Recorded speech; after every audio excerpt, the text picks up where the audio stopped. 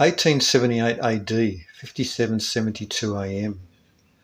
Cleopatra's Needle, having sailed from Egypt to England, is prominently placed on the Thames Embankment in London. It is placed upon a pedestal that contains within a large earthen jar with copies of the Bible in English, French and a Hebrew Pentateuch, the book of Genesis in Aramaic and the verse John 3:16, quote, "For God so loved the world that he gave his only begotten Son," unquote, that was translated into 215 languages.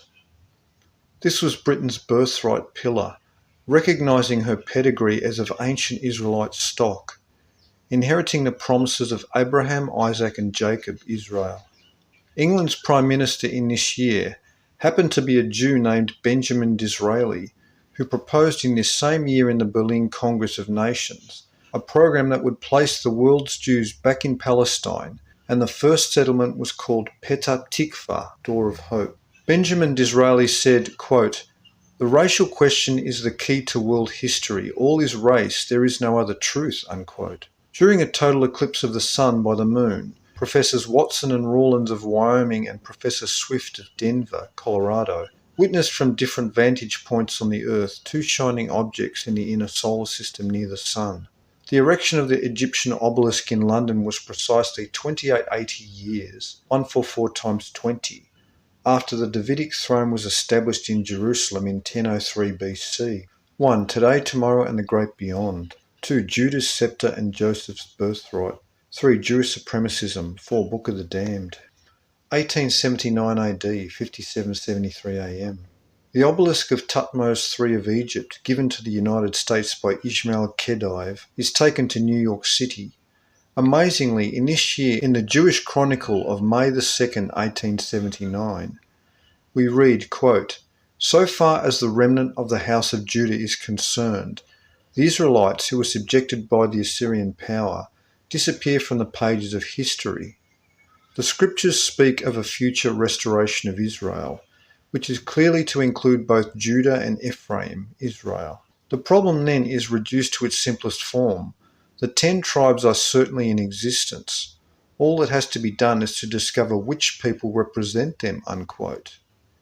At Brewersville, Indiana, was excavated a human skeleton measuring 9 foot 8 inches tall.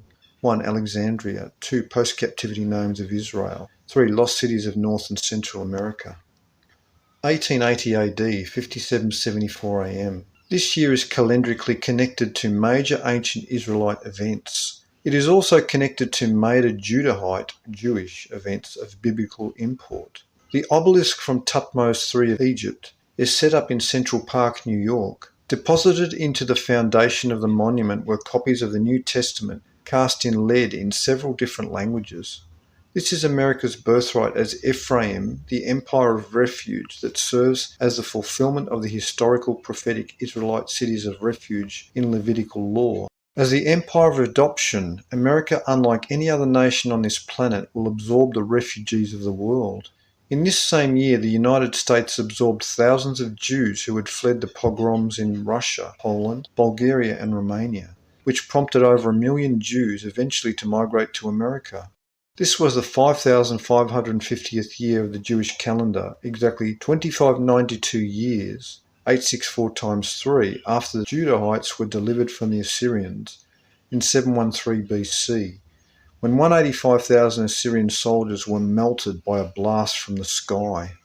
The Russian pogroms were in response to the Russian people's anger at the Jewish money-lending practices and other financial schemes over the centuries.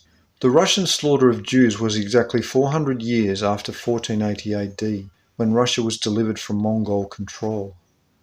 The ancient capital of the 10 tribes of Israel was the city of Samaria, built in 881 BC. The setting of the Egyptian obelisk, crafted by Israelites in Egypt 1515 BC, was 2760 years, 552 times 5, after Samaria was built, and 1880 AD was also 2600 years, 52 jubilees, 52 times 50, after the last of the 10 tribes of Israel were deported in 721 BC by the Assyrians to begin their migration periods. This is further connected to the 1776 AD American Declaration of Independence, which was 104 years earlier, or 52 plus 52 years. Also in 1880, Charles Piazzi Smyth, Astronomer Royal for Scotland, published his findings in Our Inheritance in the Great Pyramid, constructed by Sethite ancestors of Abraham, wherein he concluded, in agreement with the very man he set out to discredit, John Taylor, that the gigantic monument was definitely of biblical importance. But Smyth's own theories went way beyond Taylor's. The popularity of the books by Taylor and now Smyth influenced the renowned archaeologist Sir Flinders Petrie to travel to Egypt, and using advanced instruments capable of making precision measurements to 1,000th of an inch, surveyed extensively the exterior and interior of the Great Pyramid in his effort to disprove the pyramid calendar theory. His own findings persuaded him that the structure encoded advanced astronomical information and terrestrial measurements of Earth and the solar system. Unfortunately for these men and subsequent pyramid enthusiasts, their conceptual interpretations on the pyramid calendar were correct, but the calendars they had available to them were corrupt. The idea of the pyramid inch did not survive in academic popularity because they had to create mathematical evidence where in truth it did not exist. It would be in 2006 that the Great Pyramid's calendrical chronometrical secrets would be deciphered by a comparative analysis with a correct historical timeline and the most precise linear measurements of the interior of the monument ever conducted. These profound discoveries are in chronotecture, lost science of prophetic engineering.